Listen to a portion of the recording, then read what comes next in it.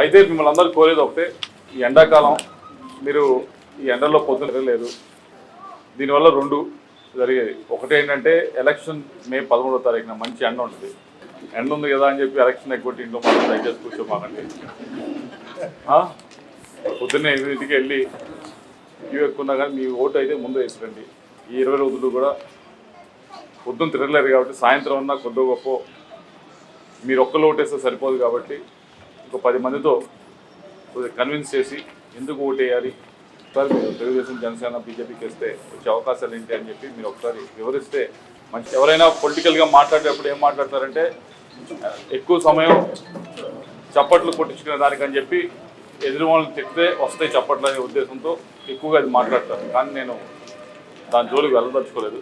మనం చేసే పని, మనం చేసిన పని, మనం చేయబోయే పని వివరించి ముందుకు వెళ్దాం అనే దాని మీద నేను దృష్టి పెట్టడం జరిగింది.